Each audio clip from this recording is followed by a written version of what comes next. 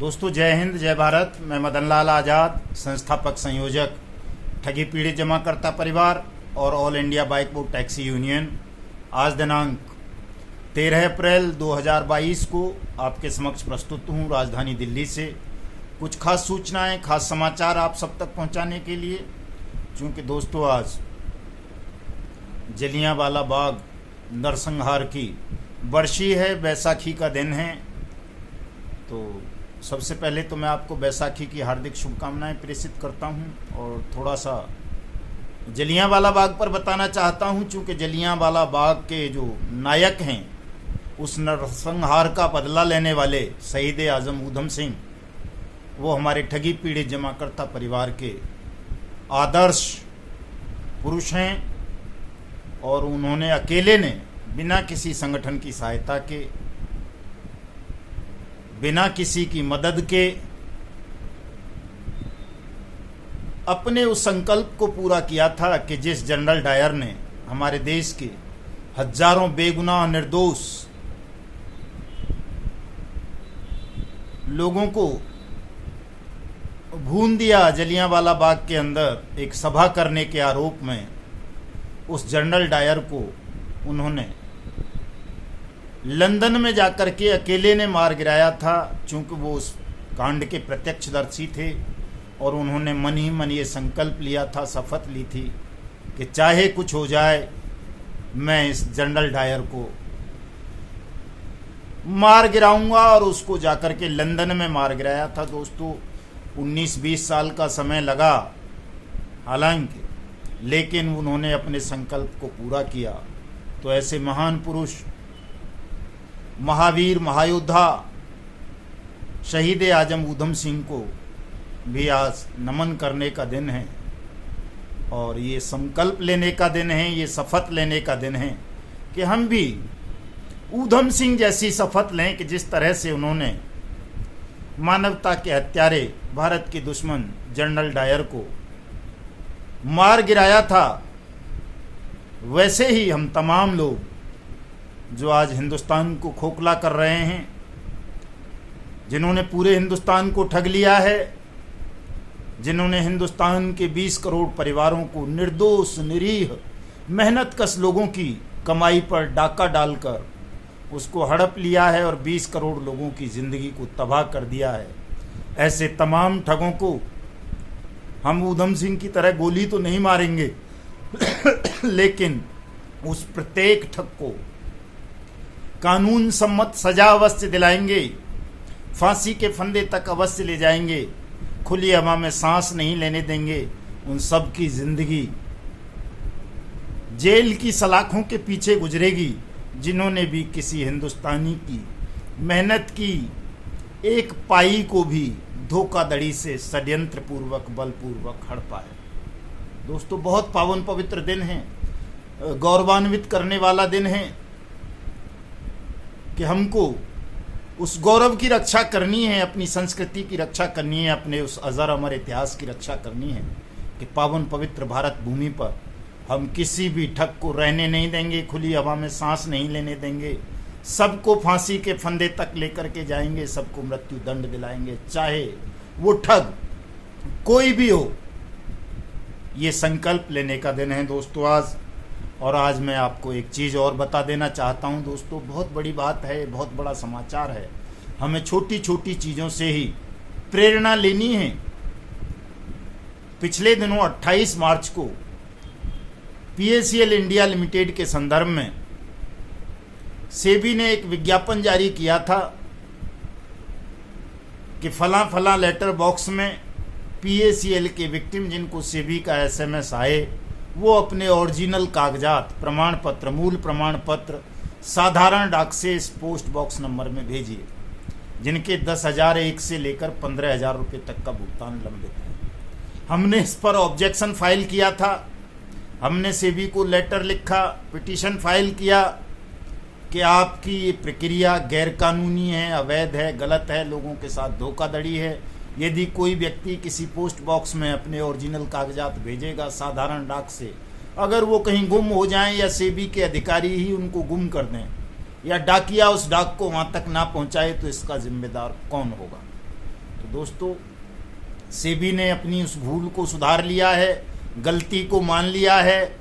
अब सेबी ने उस पोस्ट बॉक्स नंबर को कैंसिल कर दिया है और नया विज्ञापन कल जारी किया है कि जिन लोगों के पैसे 10,000 से लेकर 15,000 तक हैं और उन्हें सेबी ने एसएमएस भेजा है, तो वो सेबी के हेडक्वार्टर सेबी भवन मुंबई के एड्रेस पर, वो एड्रेस पूरा मैं इस डिस्क्रिप्शन में दूंगा, वहाँ से ले लेना आप, रजिस्टर्ड या स्पीड पोस्ट से अपने मूल प्रमाण पत्र सेबी को भेजने हैं। तो सेबी ने जो धोखाधड़ी का एक षड्यंत्र किया था, जाने या अनजाने, उस षड्यंत्र को आप सबने विफल कर दिया है और अब आप बेखौफ होकर सेबी को अपने मूल प्रमाण पत्र रजिस्टर्ड डाक से या स्पीड पोस्ट से वो साथी भेज सकते हैं जिन्हें सेबी ने एसएमएस भेजा है कि आप अपने मूल प्रमाण पत्र भेजिए। दोस्तों, ये रजिस्टर्ड या स्पीड पोस्ट से भेजने हैं आपको, साधारण डाक से अभी भी कोई नहीं भेजेगा और वही साथी भेजेंगे, 30 जून तक पहुंच जाने चाहिए, वही साथी भेजेंगे जिनको सेबी से एसएमएस आया है। इसको ठीक से समझ लें आप। कुछ साथियों का ये कहना है, पीड़ितों का, जमाकर्ताओं का, कि उनसे वो मोबाइल खो गए हैं उनके, या वो नंबर ब्लॉक हो गए हैं जब उन्होंने सेबी को ऑनलाइन आवेदन फाइल किए थे और उन आवेदनों में अपने जिस मोबाइल नंबर को दिया था। तो ऐसे तमाम साथी जिनका 15,000 रुपये से 10,000 रुपये एक तक का इन्वेस्टमेंट है, भुगतान लंबित है, वो साथी जिनका मोबाइल खो गया है या नंबर ब्लॉक हो गया है, वो उसकी रिपोर्ट अपने थाने में दर्ज कराएं और साथ ही साथ अपनी ये रिपोर्ट भी अपने थाने में अपने डीएम को, अपने एसपी के यहाँ दर्ज करा दें कि उनका इतना पैसा इस पीएसीएल इंडिया लिमिटेड में डूब गया है और उनके साथ धोखाधड़ी हुई है, चीटिंग हुई है, इसलिए उनका पैसा वापस कराया जाए और पीएसीएल इंडिया लिमिटेड के खिलाफ कानूनी कार्रवाई की जाए। ये आवेदन छोटा सा बना करके अगर आप चाहेंगे तो हम भी व्हाट्सएप पर भेज देते हैं, फेसबुक पर है, फेसबुक का मैं लिंक दे दूंगा, वहाँ से ले सकते हैं। ट्विटर हैंडल पर भी है हमारे पे, युगांतर न्यूज़ पे, वहाँ से ले सकते हैं, वो भी दे दूंगा। तो दोस्तों, तो एक बड़ी खबर है, प्रेरणा लेने की खबर है दोस्तों, कि यदि कोई अधिकारी या सेबी जैसी स्वतंत्र एजेंसी भी या आरएम लोढ़ा जैसा जज भी कोई गलती करेगा और हम उसके खिलाफ लड़ेंगे, आवाज़ उठाएंगे, वो आवाज़ आपकी जायज़ होगी, सत्य होगी, तार्किक होगी, विधि सम्मत होगी, तो वो सेबी को ही नहीं, देश के प्रधानमंत्री को, राष्ट्रपति को, सुप्रीम कोर्ट को, सबको माननी पड़ेगी, बशर्ते आपकी बात जायज़ हो। ये एक उदाहरण प्रस्तुत हुआ है दोस्तों। तो तमाम साथी जिनको भी एसएमएस से भी आ रहा है, वो अपने मूल प्रमाण पत्र रजिस्टर्ड डाक से या स्पीड पोस्ट से भी पीएसीएल वाले साथी भेज देंगे ताकि उनका भुगतान हो सके दोस्तों। और दूसरी बात दोस्तों, सबसे बड़ी बात मैं एक और आपको बताना चाहता हूं कि हमारी जो लड़ाई है वो भुगतान की लड़ाई है। आपका भुगतान सालों से लंबित है, आप सब जानते हैं, पीएसीएल वाले और सहारा इंडिया वाले तो बहुत अच्छी तरह से जानते हैं दोस्तों। आप सबका भुगतान जो सरलता पूर्वक हो सकता है वो केवल और केवल अनियमित जमा योजनाएं पाबंदी कानून 2019 के क्रियान्वयन से हो सकता है और आप तमाम साथियों को इस कानून को क्रियान्वित करने की मांग करनी चाहिए अपने अपने स्तर से, अपने अपने माध्यमों से। बहुत सारे साथी हमारे इस मांग को उठा रहे हैं, जिनमें खास तौर से मैं जिक्र करूंगा उत्तराखंड कोटद्वार से सुखदेव सिंह शास्त्री जी, मैडम लक्ष्मी बिष्ट जी, हमारे मुकेश क्रांतिकारी जी, रिटायर्ड फौजी साथी हैं।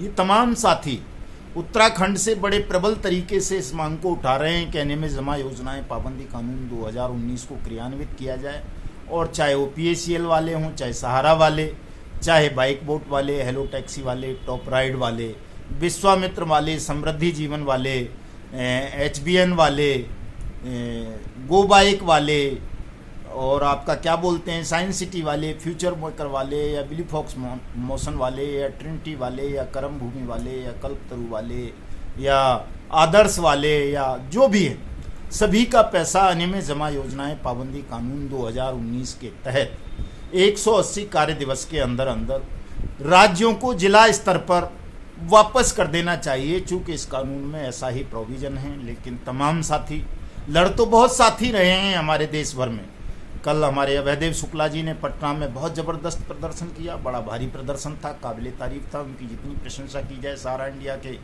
परिवार के लोगों को साथ लेकर के, पीड़ितों को साथ लेकर के जो उन्होंने किया, बहुत ज़बरदस्त प्रोग्राम था, ऐसे होने चाहिए। जबलपुर में हमारे साथियों ने, कुंदन विश्वकर्मा जी ने, सौरभ जी ने जो किया वो भी काबिल तारीफ प्रदर्शन था कल का, सब लोगों को करना चाहिए परसों का। और जो हमारे एडवोकेट साथी राजस्थान से प्रदीप जोशी जी जो कर रहे हैं, बहुत अच्छा कर रहे हैं, कानूनी स्तर पर लड़ रहे हैं, लोगों को जागरूक कर रहे हैं।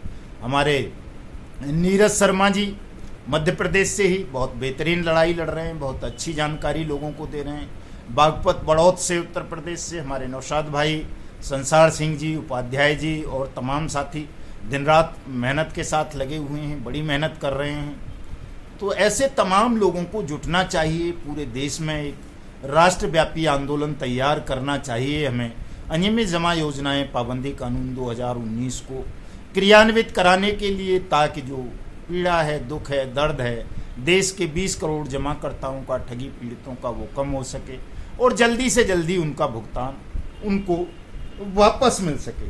दोस्तों, ब्लू फॉक्स मोशन का जो ठग था अपना मनु प्रशांत विग, उसको दिल्ली पुलिस की ईओडब्ल्यू सेल ने अरेस्ट कर लिया है, 2 दिन के पीसी रिमांड पर लिया था उससे परसों पटियाला हाउस कोर्ट से।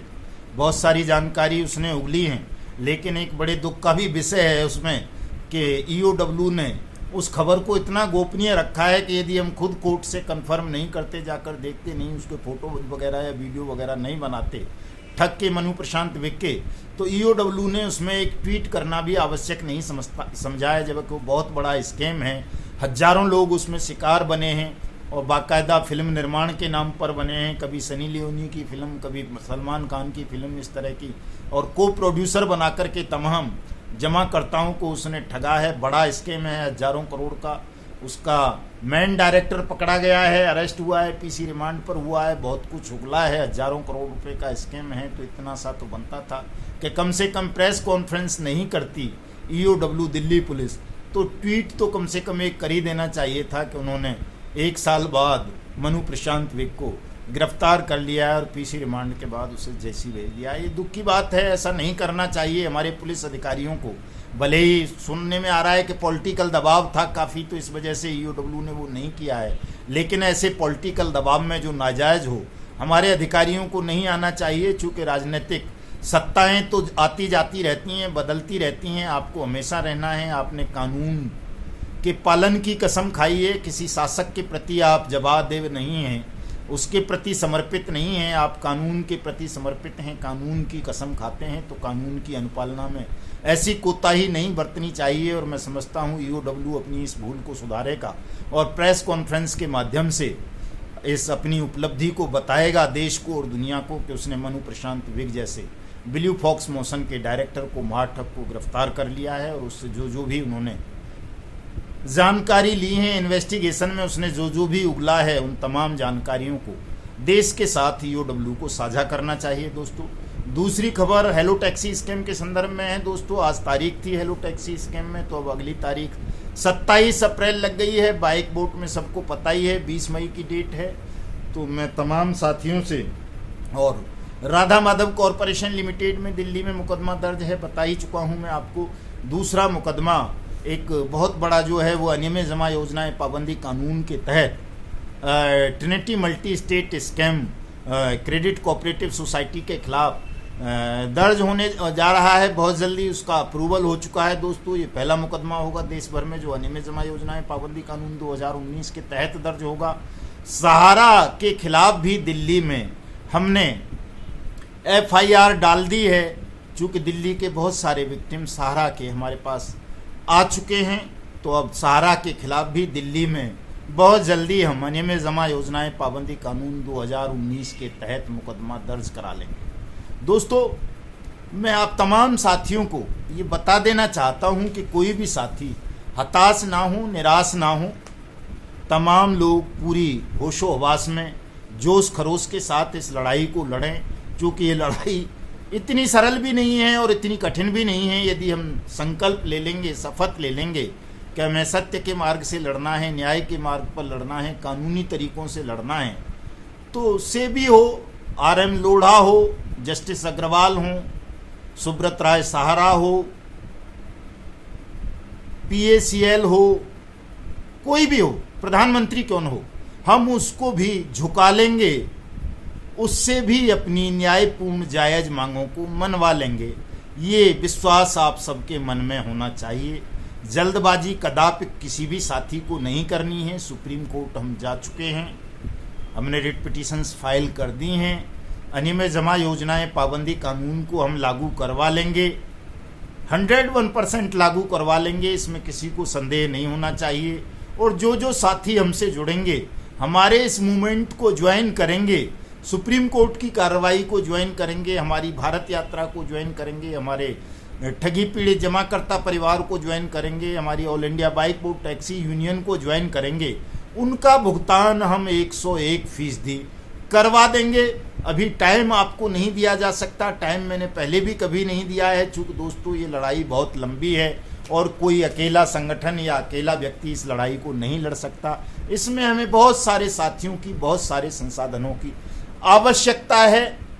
हम चूँकि तमाम लोगों के लिए लड़ रहे हैं, तमाम लोगों के लिए कानूनी कार्रवाई कर रहे हैं, हम ठगों को बचाने के मूड में, पक्ष में बिल्कुल नहीं है। किसी भी ठग को हम नहीं बचाएंगे। हम कभी सरकार से या किसी संस्थान से या किसी इन्फोर्समेंट एजेंसी से ये नहीं कहेंगे कि साहब सुब्रत राय सहारा देशभक्त था, या वो आदर्श क्रेडिट कोऑपरेटिव सोसाइटी वाला मुकेश और राहुल मोदी देशभक्त थे, या वो कर्म भूमि वाला देशभक्त था, या समृद्ध जीवन वाला देशभक्त था, या नवजीवन वाला, या आपेश्वर वाला, या खेतेश्वर वाला, या बाइक बोट वाला, या कोई भी।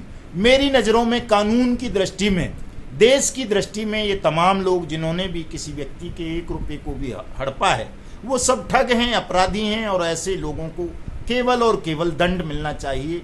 वही प्रयास मेरा भी रहेगा। मैं सबको दंडित कराने के लिए लड़ाई लड़ता रहूँगा। साथ साथ आपके भुगतान की समस्या को भी मैं गंभीरतापूर्वक समझता हूँ। इसकी गंभीरता को मैं समझता हूँ कि आप सब लोग बहुत परेशान हैं और सबको जल्दी से जल्दी अपना भुगतान चाहिए, लेकिन दोस्तों ये इतना सरल नहीं है। इसके लिए आप सबको मिलकर के लड़ना होगा और एक मार्ग बना करके लड़ना होगा।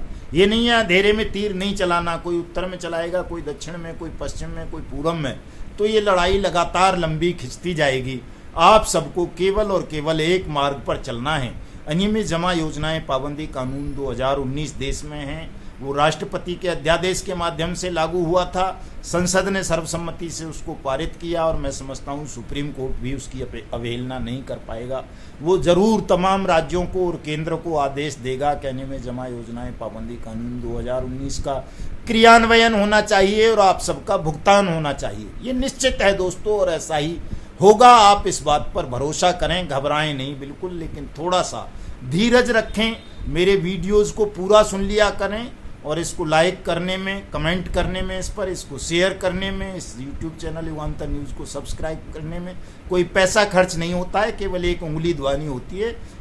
इतना सा कष्ट कर लिया करें, पूरे वीडियो को सुन लिया करें। 10-20 साल से आपका भुगतान नहीं हुआ है।